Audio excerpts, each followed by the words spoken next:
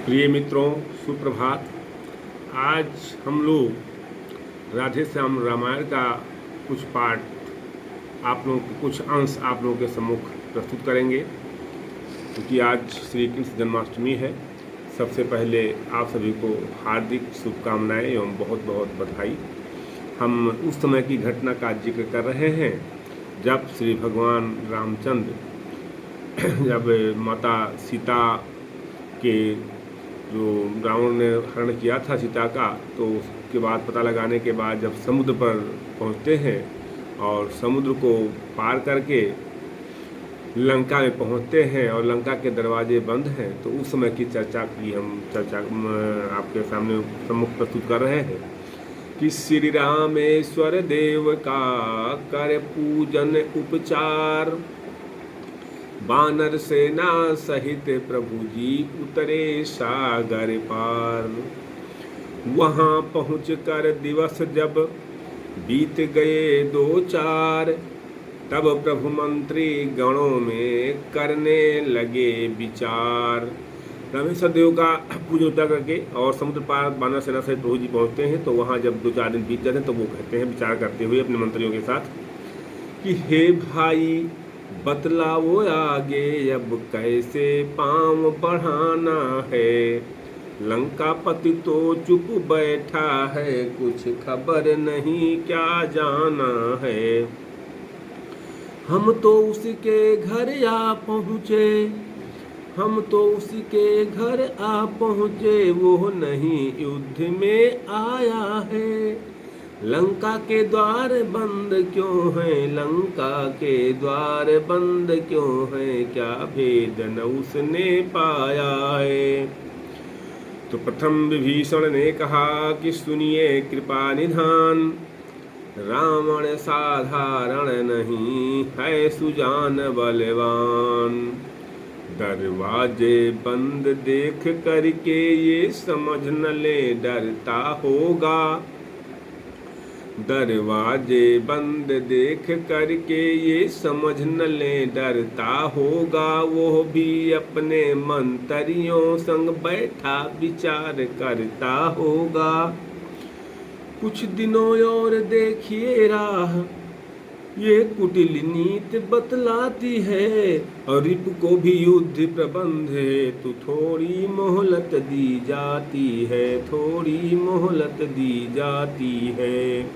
तो मोहलत का प्रस्ताव सुन बोल उठे बजरंग कि नीति शास्त्र का इस समय छेड़ो नहीं प्रसंग।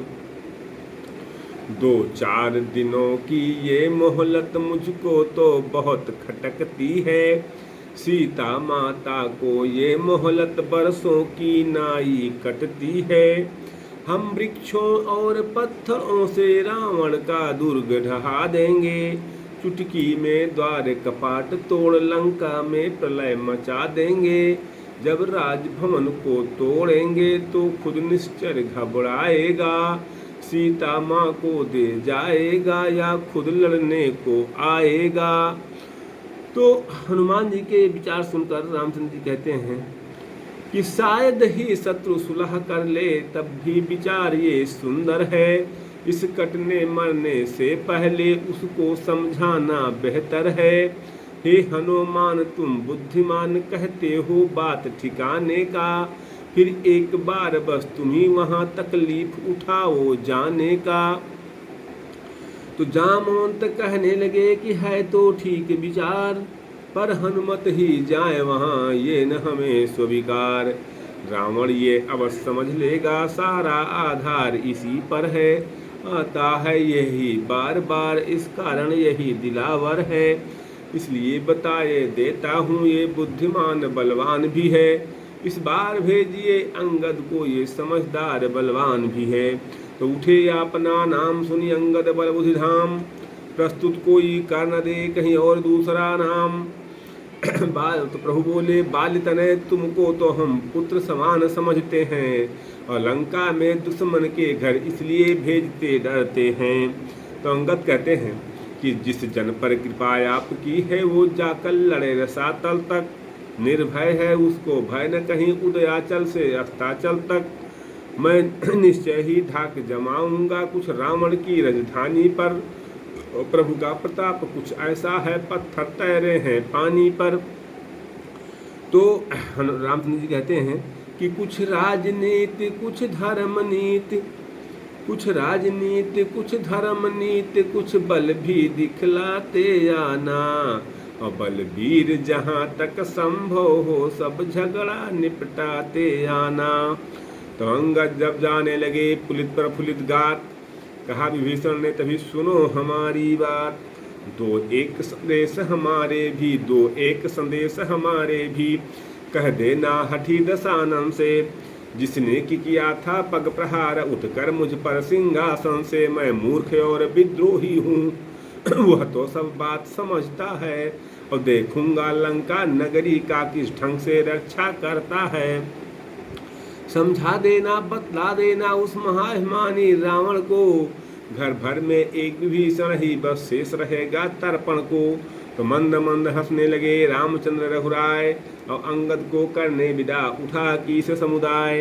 अंगद जब जाने लगे कर गर्जन गंभीर, तो लगे निरखने प्रेम से श्री लक्ष्मण रघुबीर। सियावर रामचंद्र की जय। तो रावण के सुत से अनायास जाते जाते मुठभेड़ हुई, और आदर न किया कुछ इन अंगद ने, बस इसी बात पर छेड़ हुई, बस इसी बात पर छेड़ हुई। अब शेष हम अगले वीडियो में जानेंगे कि रावण के दरबार में अंगद कैसे पहुंचते हैं।